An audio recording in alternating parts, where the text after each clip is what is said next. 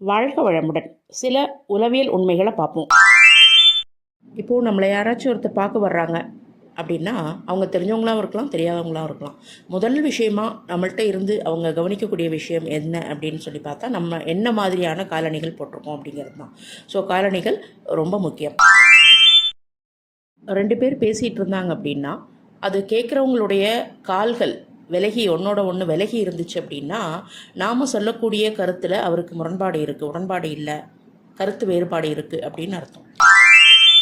நாம் தூங்கிட்டு இருக்கும்போது நம்மளோட கனவுல நாமளே இறந்துட்ட மாதிரி கனவு கொண்டோம் அப்படின்னா, உடனே நம்ம முடிச்சுக்குவோம், தூங்க முடியாது. ஏன்னு கேட்டால், நம்மளுடைய இறப்பை நம்மளோட மூளை ஏற்றுக்கொள்ளாது அப்படின்னு அறிவியல் சொல்லுது.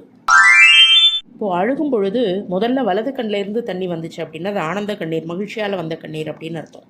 இடது கண்ணில் முதல்ல வந்துச்சு அப்படின்னா அவங்க வலியால் கஷ்டப்படுறாங்க அப்படின்னு அர்த்தம். 2 கண்ணுலேயும் அட் அ டைமில் ஒரே நேரத்தில் கண்ணீர் வந்துச்சு அப்படின்னா அவங்க ரொம்ப மனசொருவில் இருக்காங்க அப்படின்னு அர்த்தம். ஒரே வகையான இசையை கேட்பவர்களை விட பல்வேறு வகையான இசையை கேட்பவர்கள் ரொம்ப சிறந்த சிந்தனையாளர்களாக இருப்பாங்க அப்படின்னு அர்த்தமா.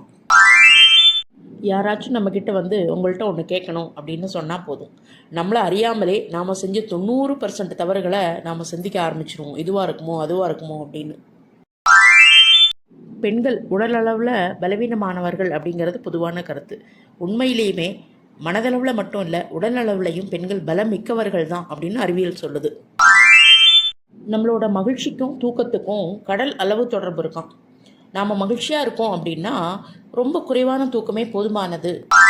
ஒருத்தர் எவ்வளவுக்கு எவ்வளவு பயணத்தை மேற்கொள்கிறாங்களோ அது அவங்களுடைய மூளையை ஆரோக்கியப்படுத்துமா, மனநிலையை மேம்படுத்துமா.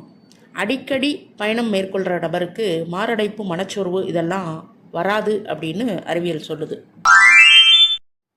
ஒருத்தவங்க பொய் சொல்லும்போது ரொம்ப நிதானமாக இயல்பை விட குறைவாகவா கண் சிமிட்டுவார்களாம். அப்படி அவங்க பொய் சொல்லி முடிச்சதுக்கப்புறம் வழக்கத்தை விட 8 மடங்கு கண்களை ரொம்ப வேகமாக சிமிட்டுவாங்களாம். இதை வச்சு நாம் தெரிஞ்சுக்கலாம் அவங்க சொல்கிறது உண்மையா பொய்யா அப்படின்னு. யார் ஒருத்தர் சாப்பிடும் பொழுது ரொம்ப வேகமாக சாப்பிட்றாங்களோ அவங்க பதட்டத்தில் இருக்காங்க அப்படின்னு அர்த்தம். ஒருத்தவங்க சின்ன சின்ன விஷயத்துக்கு கோவப்படுறாங்க அப்படின்னா அவங்களுக்கு அன்பு தேவைப்படுது அப்படின்னு அர்த்தம்.